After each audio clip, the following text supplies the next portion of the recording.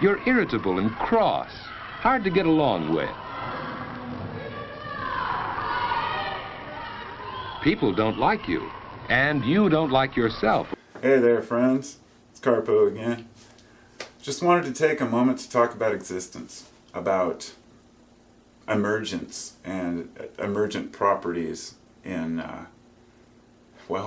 in humans and in the world and the universe. I wanted to start off by just saying I long ago resigned myself to admitting that, I will never get all the answers to the universe, that maybe any answers to questions I haven't even asked yet aren't meant to be answered by the individual. So we have a decision whether or not we're going to believe what we feel or what we think is true, or whether we're going to take the consensus view. I guess I could give you a lot of different examples, but I'm not going to go into that realm because I'll end up wandering down that road. But in the sense that I've never been to Russia, for example, but I know it exists because a lot of people talk about it. Everyone could be involved in a grand conspiracy to fool me, but that's not what's going on, obviously. So anyhow, we have to use some common sense and use our rational minds. We're trapped using our rational minds and afraid to use our hearts or our gut. And there's a lot to be said about gut instinct. So anyhow, emergent properties in nature, if you're unaware of the term, it's complicated. It's basically the opposite of chaos. An example that I read was if you put a canoe in a river and you want to know where it's going to end up an hour from now, you can do the math generally. You can get a pretty good idea. Figure out the flow of the river, the drag from the boat, any eddies or anything. You can generally use mathematics to get a pretty good idea of that. If you take the same canoe and you put it in some turbulent, choppy waters near the coastline, let's say, you have no idea where that thing's going to end up. And that's basically the root principle of chaos. It moves in too many different ways. Chaotic, whirlpools, things like that. So, when we talk about chaos, really what we're talking about is the normal state of matter. Flux, change, unpredictability.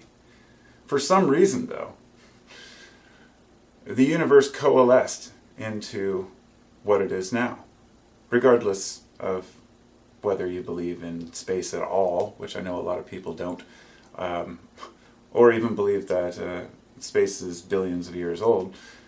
I cannot go back that far, and that goes back to the beginning of my video.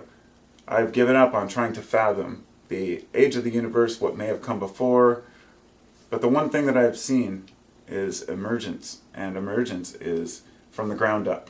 Emergence is how matter coalesces, atoms coalesce and form molecules. These molecules form the backbone for cells and, hormones and bones, skin, teeth, everything that we're made of.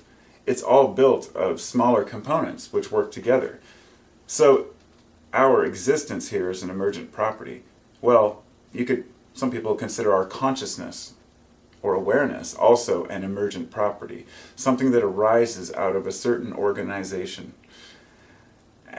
And there are emergent properties in nature, in soil. I was reading this long article about emergence in soil and how nature balances itself out.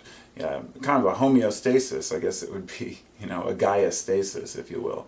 But the image that we've had that life is tentative and it just, somehow appeared on Earth and that it's really rare in the universe and that it could all just die out is really nonsense when you see how much life wants to hang on, and you see that is actually life down at the very bottom of the dark sea by these, hydrothermal vents that are 1,000 degrees or whatever.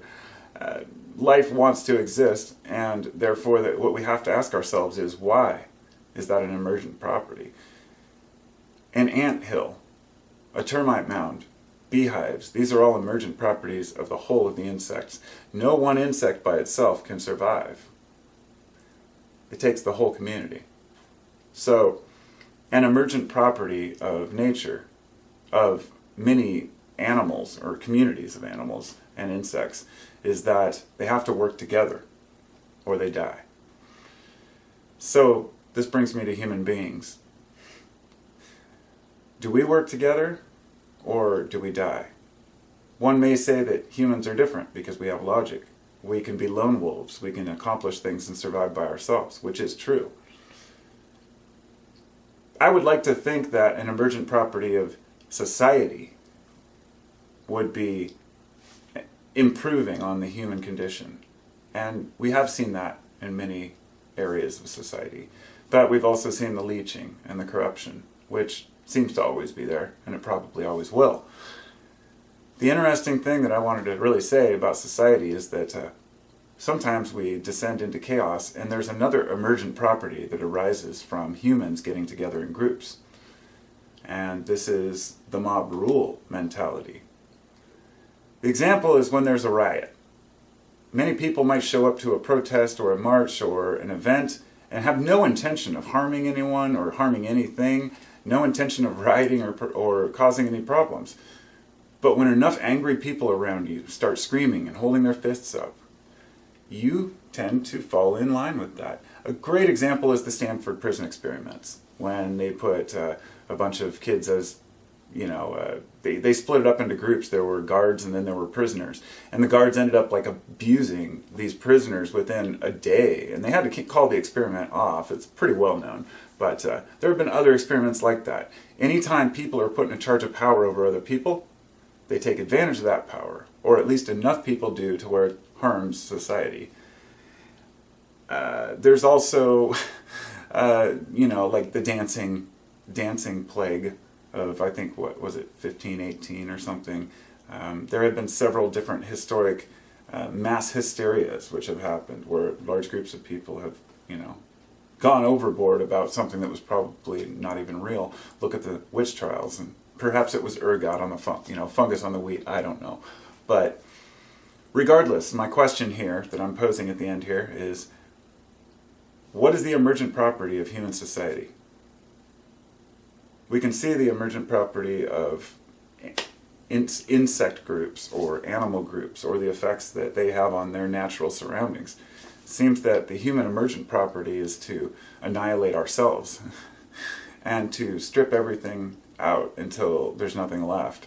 Which is interesting because even animals show an understanding and empathy, and they're not just greedy and hoard everything for themselves. They do share with one another. They care about each other. And so do we. But to what extent is an emergent property of, compassion over greed? And really that's, I guess, kind of a strange way of putting it, maybe, comparing it to chaos and existence. But that's trying to see things through a metaphoric lens, or at least a comparative lens with other groups. I don't like comparing humans and other animals, but sometimes in order to get an idea of where we come from, you have to do that. A person who's religious would say, no way, we're not animals. Of course, I've heard that argued against lots of times, but unfortunately our ancestors were. And now if we want to define ourselves as something else, we have to figure out what that definition entails. If we're not animals, then what are we? So, we are an emergent property of the universe. We exist. We have created cameras so I can sit here and make a video and post it on YouTube, share it with the world, and that's a pretty amazing thing to me. So I just wanted to share some thoughts, and thanks for watching. Have a good day. Be well, my friends. Thanks for coming to Carpo's channel, yo.